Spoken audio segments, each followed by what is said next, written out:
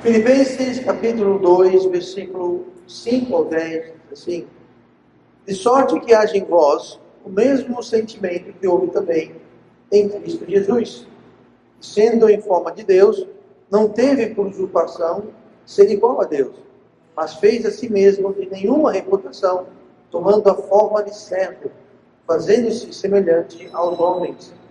E achado na forma de homem, humilhou-se a si mesmo, sendo obediente até a morte, e morte de cruz. Por isso, também Deus o exaltou soberanamente, e lhe deu o nome que é sobre todo nome, para que ao nome de Jesus se dobre todo o joelho das que estão nos céus e na terra e debaixo da terra. Deus fala muito na Bíblia de como devemos caminhar, como devemos viver, que devemos seguir a Cristo e devemos andar na luz. Em João 8,12, falou-lhes, pois, Jesus outra vez, dizendo: eu sou a luz do mundo. Quem me segue não andará em trevas, mas terá a luz da vida.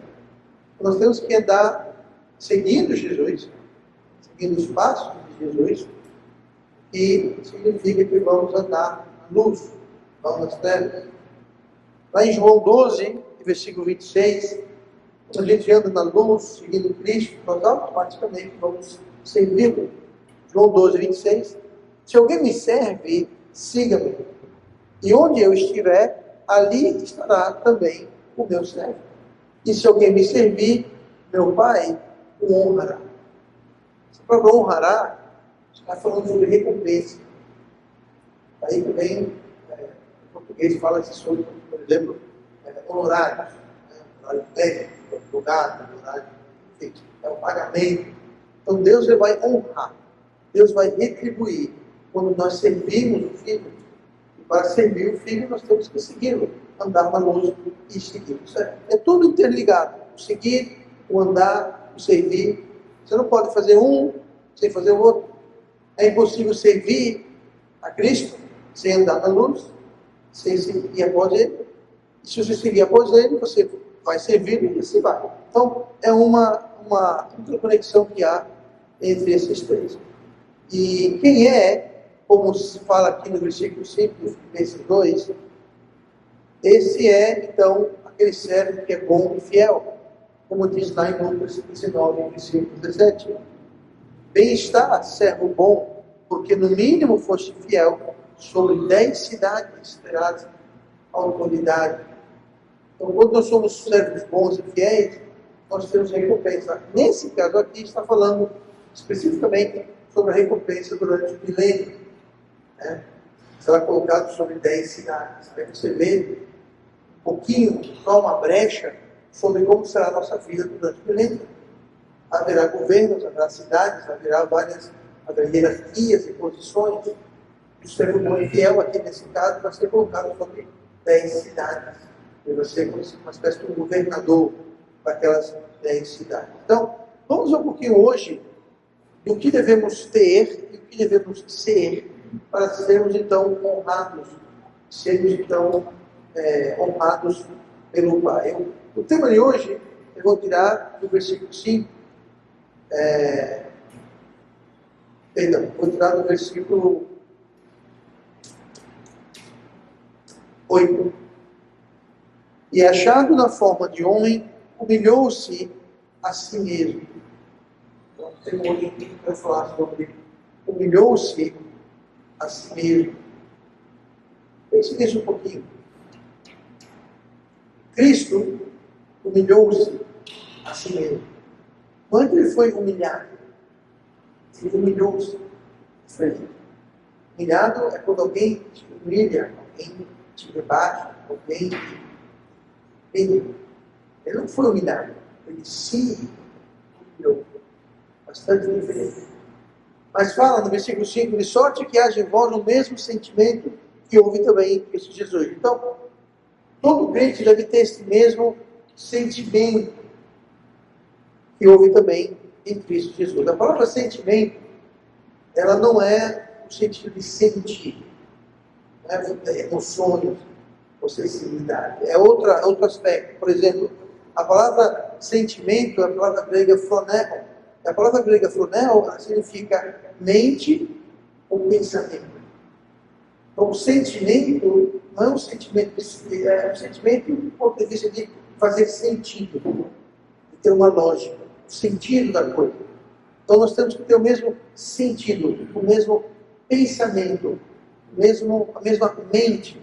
Alguns exemplos desta palavra phroneo, que aqui é traduzida como sentimento, mas vendo como ela é utilizada em outros versículos, vai mostrar-nos que é o sentido correto.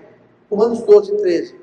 Porque pela graça que me é dada, digo a cada um dentre vós, que não pense de si mesmo além do que convém, antes pense com moderação, conforme a medida da fé que Deus repartiu a cada um. Olha essa frasezinha aqui, no versículo 3. Cada um dentre vós que não pense de si mesmo além do que convém. Essa frase, pensar além do que convém, é a palavra grega uperphroneo. É uma palavra só, mas tem um phroneo. Uper vem de hiper. Hiper quer dizer o quê? Grande, além. É justamente isso. Não pense de si mesmo além. Não pense. Uperphroneo. Não pense além. Então aqui a gente vê, e voltando, continuando, antes, pense com moderação. Esse pense com moderação é a palavra phroneo. Então, a gente vê aqui em Romanos 12, 3, que phroneo quer dizer pensar. Não é sentir, é pensar. E haja em vós o mesmo sentimento. Vocês pensem, vocês têm o mesmo sentido, forma de raciocinar. Mateus 16, 23. Ele, porém, voltando-se, disse a Pedro: para trás de mim, Satanás, que me serves de escândalo, porque não compreendes as coisas que são de Deus, mas só as que são dos homens. Muito bem. Essa palavra compreendes é a palavra phroneo. Então, quando fala que age em vós o mesmo sentimento, que age em nós a mesma compreensão, o mesmo pensamento. Romanos 8, versículo 5. Porque os que são segundo a carne inclinam-se para as coisas da carne, mas os que são segundo o Espírito, para as coisas do Espírito. Essa palavra inclinam-se é a palavra phroneo, a mesma que é usada para sentimento. Está falando sobre uma inclinação mental. Então fala aqui, os que são segundo a carne, eles pensam as coisas da carne. Eles se inclinam, eles pensam, raciocinam o sentimento, o sentido, a lógica, o pensamento deles. Então, quem é carnal, pensa as coisas da carne. Raciocina, enxerga, deduz a partir das coisas da carne. Então, todo crente deve ser, como lemos no versículo 5, de sorte que haja em vós o mesmo sentimento, que haja em vós. Deve haver em cada um de nós esse sentido, esse pensamento, esse raciocínio, esse entendimento, essa inclinação. Que haja em vós o mesmo sentimento que houve também em quem? Em Cristo Jesus. Ou seja, nós devemos estar pensando, raciocinando, inclinando, deduzindo, pensando como Jesus. Não como nós, como Jesus. Isso sim é ser cristão. É a gente pensar, agir, deliberar como Cristo. Com a mente de Cristo, com o pensamento de Cristo. 1 Coríntios 2, 16. Porque quem conheceu a mente do Senhor para que possa instruí-lo? Mas nós temos a mente de Cristo. Interessante. Nós temos a mente de Cristo. Por isso que age em vós o mesmo sentimento. Porque a mente de Cristo está em nós. Se você é salvo, a mente de Cristo está. Nós temos a mente de Cristo. Resta decidir usar. Decidimos usar não uma mente carnal, nossa, mas usar a mente de Cristo. Não agir como nós achamos melhor, mas agindo de acordo com a mente de Cristo que nós temos. Romanos 7, 23. Porque segundo o homem interior, isso aqui é Paulo, estou tendo um pouquinho de uma discussão consigo mesmo. Então Paulo fala, Porque segundo o homem interior, ou seja, nasceu de novo, tenho prazer na lei de Deus, mas vejo nos meus membros outra lei que batalha contra a lei do meu entendimento e me prende debaixo da lei do pecado que está nos meus membros. Note, batalha contra a lei, ou seja, luta, batalha contra a lei do meu entendimento. Então nós temos um entendimento, nós temos a mente de Cristo, mas existe uma outra lei em nossos membros que queima contra. Então você quer fazer o que é certo e acaba fazendo o que é errado. Por quê? Porque a mente de Cristo não está te sobressaindo. Então existe essa batalha da mente, da lei do pecado em nossos membros, mas o nosso entendimento, existe a lei, o pensamento, a mente de Cristo, e é nela que devemos então ter o mesmo pensamento. Então nós devemos ter o mesmo pensamento e também devemos ter a mesma humildade. Versículo 6 de Filipenses 2. Que sendo em forma de Deus, falando sobre Jesus de Pai, não teve por usurpação ser igual a Deus, mas fez a si mesmo de nenhuma reputação, tomando a forma de servo, fazendo-se semelhante aos homens. Cristo se fez igual a nós, para nós nos fazermos igual a Ele. Ele tomou a nossa forma para que nós pudéssemos tomar a sua mente, o seu entendimento, o seu sentimento, uma troca. Cristo, então, Deus Todo-Poderoso, Cristo, o Criador, Cristo, o Salvador, Cristo, o Autor da fé, é este o nível dele, esta é a posição dele. Ele abriu mão de tudo isso para se tornar como sua criação. O Criador tomou a forma, a semelhança de nós, a sua criação, como diz o versículo 7. Mas fez de si mesmo de nenhuma reputação, tomando a forma de servo, fazendo-se semelhante aos homens. Então nós devemos nos fazer semelhante a Ele, tomando a forma de servos, para servi-lo com a mente que Ele nos dá. Cristo, Ele foi um servo. Cristo foi humilde. Cristo foi obediente. Versículo seguinte, versículo 8. E achado na forma de homem, humilhou-se a si mesmo, sendo obediente até a morte, e morte de cruz. Veja que, como falei agora há pouco, quão profundo, quão incrível, no sentido difícil de acreditar. E Deus Todo-Poderoso, Cristo, humilhou-se. Se humilhou. Não foi humilhado, se humilhou. Obediência requer humildade. O orgulhoso, o soberbo, não obedece. Ele vai fazer o que ele quer. Ele não vai se submeter, obedecer. Por quê? Ele não é humilde. Ele não serve. O orgulhoso, ele serve a si. Ele não se humilha, não se curva, não serve a ninguém, a não ser a si mesmo. Desobediência, orgulho e egoísmo andam de mão dada. Porque o orgulhoso, desobediente, está interessado em servir a si. Não servir os outros, servir a Deus. E Cristo veio, se humilhou e foi obediente. E obediente até a morte, nós lemos, e morte de cruz. Uma morte realmente terrível.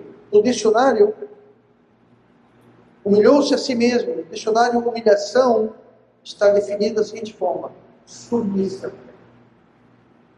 Cristo se submeteu à sua criação. O Criador se tornou servo da criatura. Ele veio para nos servir. No grego, a palavra humilhação é a palavra tapeino. A palavra tapeino em grego significa literalmente rebaixar. Se rebaixar. E figurativamente quer dizer humilhar. Então ele se humilhou, se rebaixou, se submeteu. E o nível da sua humilhação foi a cruz. Falsamente acusado, torturado, chicoteado, forçado a carregar sua cruz através da cidade, as pessoas o xingando, o desprezando, jogando pedras, terra, cuspindo nele. Ele foi então despido, martelado numa cruz. Todo pensa que é uma cruz que fica 30 metros. Não, às vezes provavelmente ficava um metro talvez no chão. Não sabe para isso. Certo. Sofrimento é o tempo dele. E lá seus inimigos diziam: se você diz quem você é, salva-se a si mesmo. Ele poderia ter se salvado.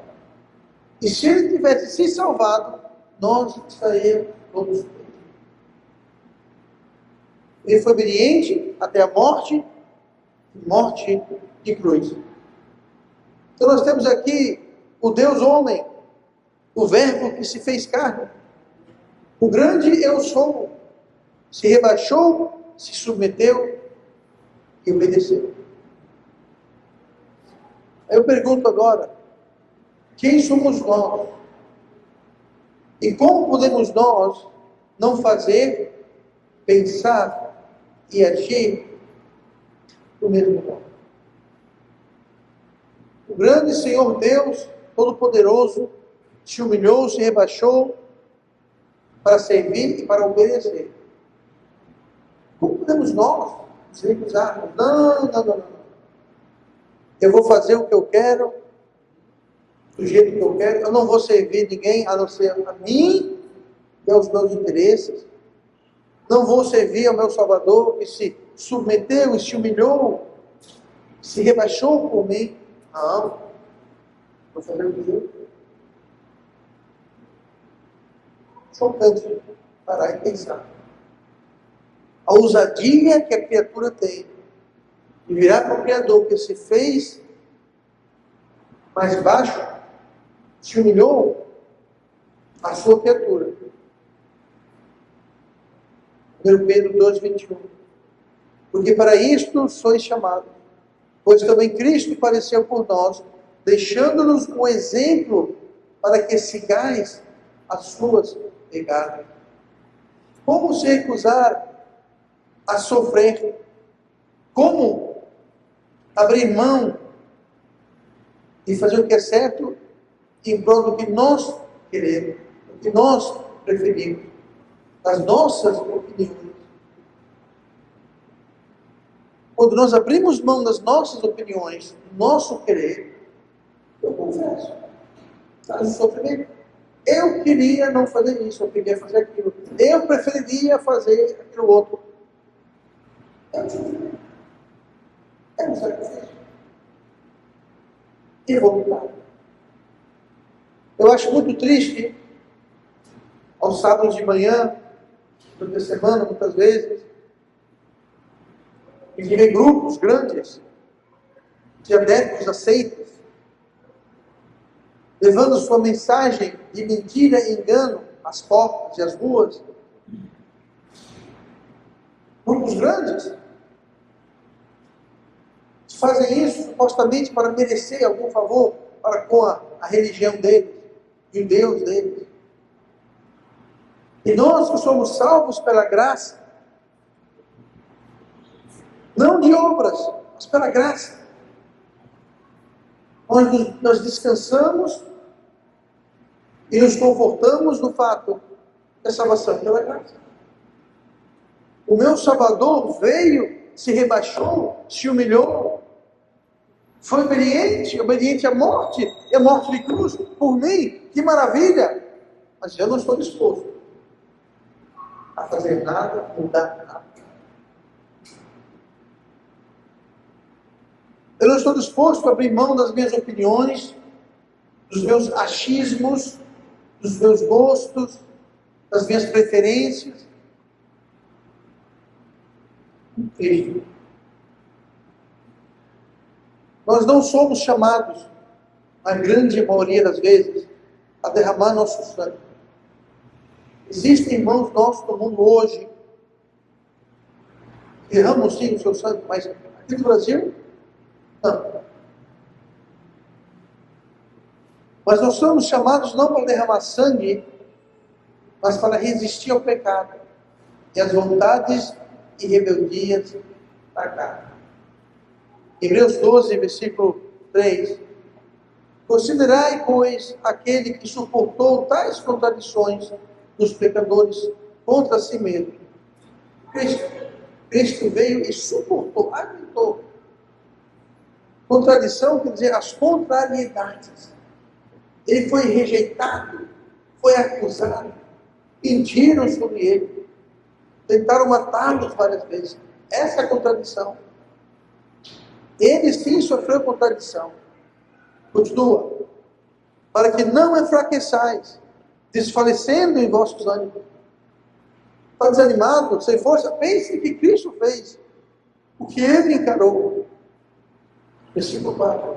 Ainda não resististes até ao sangue, combatendo contra o pecado. Ninguém aqui chegou a derramar o seu sangue na sua batalha contra o pecado. Tem gente que não derrama sangue. Tem gente que não dá um minuto, um pensamento. Não pensa duas vezes. Quanto mais resistir ao sangue. Ninguém resiste ao sangue. Cristo não resistiu. Cristo não fugiu, não desobedeceu. Derramar o seu sangue. Ele se humilhou. Nós nos recusamos, muitas vezes, a nos humilharmos, a nos rebaixarmos, nos insistir nas nossas opiniões e erros no Cristo. Devemos sim ter o mesmo pensamento, age em vós o mesmo sentimento, que age em vós o mesmo pensamento, que age em nós a mesma humildade. Devemos nos humilhar, nos rebaixar. Se Cristo se humilhou, nós devemos nos humilhar. Não acharmos que somos melhor do que ninguém, melhor do que Deus. Ah não, eu não faço isso, eu não vou mudar isso, eu não vou fazer assim, eu não vou, eu estou acima disso. Não é o que eu quero, não é o que me agrada. Muito triste esse pensamento. Mas além da mesma humildade, além do mesmo pensamento, nós podemos ter a mesma exaltação. Para a parte boa. Para a parte boa. Versículo 9, a sequência de Filipenses 2. Por isso o quê? O mesmo pensamento, a mesma humilhação. Por isso também Deus o exaltou soberanamente. E lhe deu um nome que é sobre todo nome. Qual o resultado de ter o pensamento de Cristo? Qual o resultado de ter a humildade de Cristo? Sabe qual é o resultado? Exaltação. Exaltação. Assim como nós lemos agora há pouco, se alguém me serve, siga-me. Onde eu estiver, ali estará também o meu servo. E se alguém me servir, meu Pai o honrará. O exaltará. Podemos ter a exaltação, obviamente, não a mesma exaltação de Cristo, que só Ele é exaltado como Filho do Homem, como Cristo, mas nós podemos ser exaltados, elevados, honrados por Deus, se tivermos o mesmo pensamento, a mesma humildade. Mas quando eu penso do jeito que eu quero, eu penso no mundo, eu não me humilho, eu me elevo, eu não me rebaixo, eu me levanto. Eu não há exaltação. Pelo contrário, existe resistência. Deus abençoa os humildes, mas resiste os soberbos. Fala em Tiago. Falando em Tiago, capítulo 4, versículo 10. Humilhai-vos perante o Senhor, e Ele vos exaltará. Esse exaltado, humilhe-se perante Deus. Sirvam. Pense com a mente de Cristo. 1 Pedro 5, 6. Humilhai-vos, pois, debaixo da potente mão de Deus, para que a seu tempo vos exalte. Deus vai nos exaltar se nós nos humilharmos. Se nós dissermos, Deus, o que eu penso, o que eu quero, o que eu acho, sem nunca ter lido, ensinado isso. Mas foi uma decisão que eu creio que o Espírito Santo me levou a tomar na noite que eu fui salvo. Eu falei, Deus, eu quero esquecer tudo que eu penso, que eu acho, minhas opiniões, minhas vontades, meus planos. Eu quero limpar tudo isso.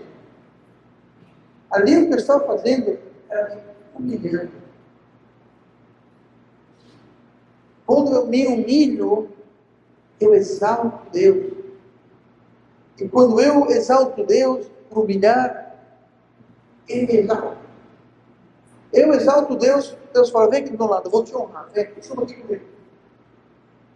Mas quando eu falo, não, eu vou fazer o que eu quero, são os meus planos, meus sonhos, meus desejos, minhas opiniões, meu entendimento, meu pensamento, você não exalta Deus, Deus fala, fica aí. Não nos exalta. Ficamos humilhados. Muitos querem e muitos buscam exaltação sem a humilhação. Gente, isso não existe. Exaltação sem humilhação não existe. Humilhação é ter a mente de Cristo. Humilhação é você servir a Cristo. É você seguir a Cristo. É você se rebaixar. Não a minha vontade, mas a sua. Foi isso que Jesus falou no jardim. Seja feita a vossa vontade, não a minha. Isso é humilhar. Devemos falar a Deus que seja feita a sua vontade, não a minha. Não interessa o que eu quero, mas o que o Senhor quer.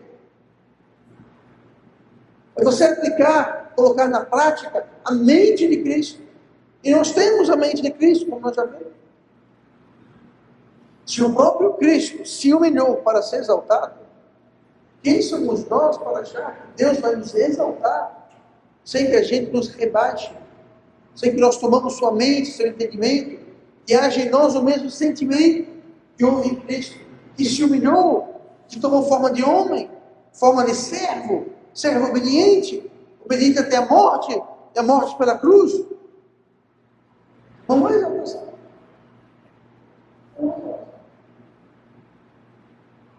Versículo 8 e 9. E achado na forma de homem, humilhou-se a si mesmo, sendo obediente até a morte, morte de cruz. Por por causa disto, também Deus o exaltou soberanamente. Deus o exaltou, porque ele se humilhou, se rebaixou. Quem nós achamos que somos? Fica esperando a exaltação de Deus, a bênção de Deus. Mas eu não quero a sua mente, eu não quero me rebaixar, eu não sei o quê, eu não quero nada. Quero fazer a minha vontade, Deus. E Deus diz, quer fazer a sua vontade? Faça. Mas não conte comigo. Não conte com eu de levantar. Não conte com eu de exaltar. Quer ser exaltado, quer ser elevado, quer ser promovido, quer ser honrado, quer ser usado por Deus? Então, se rebaixe e obedeça. Se rebaixe e obedeça. Não se ache o tal. Cristo, que era o tal, abriu mão. E nós que não somos nada? Do que exatamente estamos abrindo mão? O que é tão precioso que nós nos seguramos às nossas opiniões e aos nossos planos e às nossas vontades? Que de precioso não tem nada. Jesus falou em Isaías, Deus nos diz que as nossas justiças são como trapos de imundícia. É isso, a nossa justiça, que estamos se apegando?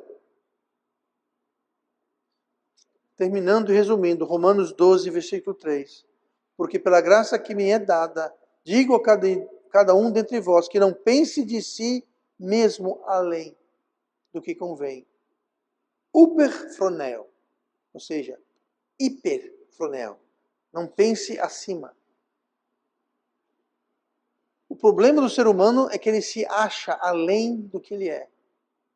Ele se acha dono da verdade. Ele acha que as suas opiniões e achismos e desejos e vontades, ele pensa, como diz aqui, não pense de si mesmo além do que convém. Aí continua. Antes, pense com moderação, conforme a medida da fé que Deus repartiu a cada um. Não pense além daquilo que convém. Não se ache dono da verdade. Eu sempre falo isso aqui. O que você acha e o que eu acho é de total inconsequência.